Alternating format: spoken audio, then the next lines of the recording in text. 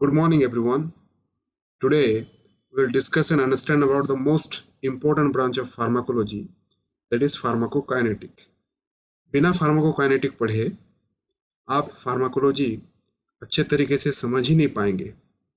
तो आइए शुरू करते हैं एक आसान सा एग्जाम्पल के साथ। सपोज एक पेशेंट एक टैबलेट पानी के साथ लेता है। ये जो टैबलेट है ये पहले तो मुंह में जाता है, फिर ईसोफागस के होते हुए स्टमक तक पहुंच जाता है और फाइनली इंटेस्टाइन तक भी पहुंच जाता है। यही स्टमक और इंटेस्टाइन से ये जो टैबलेट जो है फिर डिसइंटीग्रेट होता है, डिसोल्यूट होता है और अल्टीमेटली वहां से एब्जॉर्ब होके उसके छोटे छोटे पार्टिकल्स, माइक्रो पार्टिकल्स वहां से एब्जॉर्ब होके वो पहुंच जाते हैं ब्लड स्ट्रीम में, यानी कि ब्लड सर्कुलेशन में।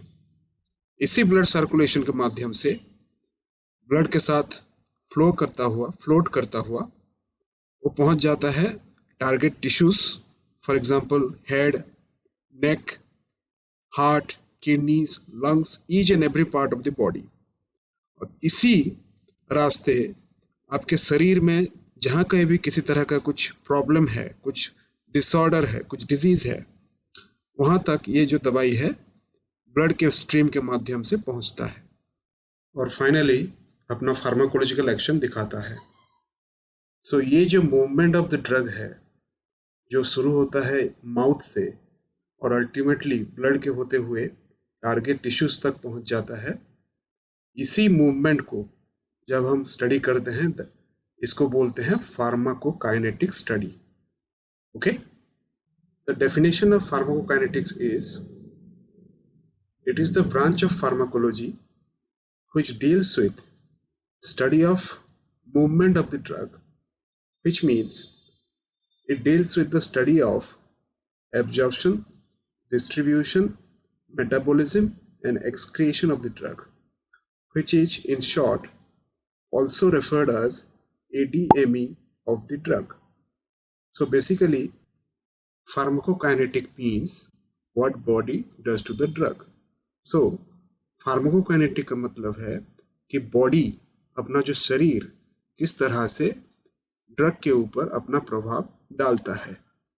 ये जो फार्माकोकाइनेटिक है इसको समझना बहुत ही इम्पोर्टेंट इसीलिए भी हो जाता है क्योंकि इसको अगर नहीं समझेंगे तो किसी प्रकार का भी ड्रग थेरापी, ट्रीटमेंट, कोई भी मेडिकेशन सेफ या फिर इफेक्टिव नहीं हो पाएगा।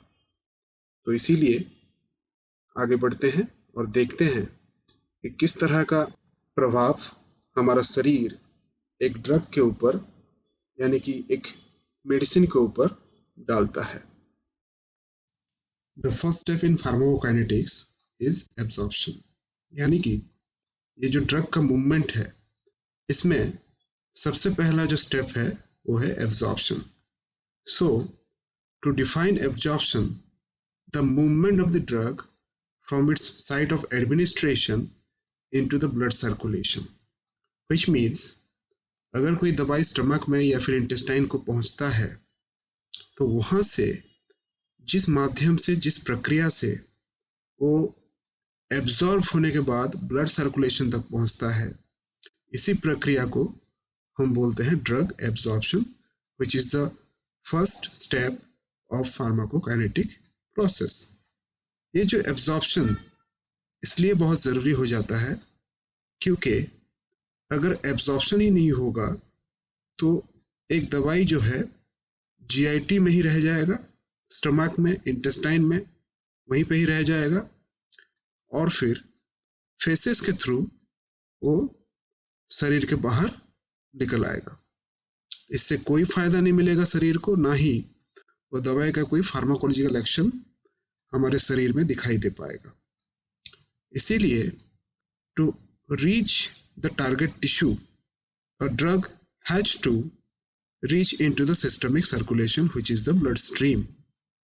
ब्लड में जाने के बाद जो दवाई है, जो ड्रग है, वो सर्कुलेट होता हुआ, फ्लोट होता हुआ जो टारगेट टिश्यू है, जहाँ पे हमको वो दवाई का असर चाहिए, जहाँ पे हमको किसी तरह का कुछ दिक्कत हो रहा है, उसी टिश्यू में, उसी पार्ट ऑफ द बॉडी में ये जो दवाई पहुंचेगा और फिर जा करके आगे अपना फार्माकोलॉजिकल एक्शन दिखाएगा. So there are various factors which influence the drug absorption.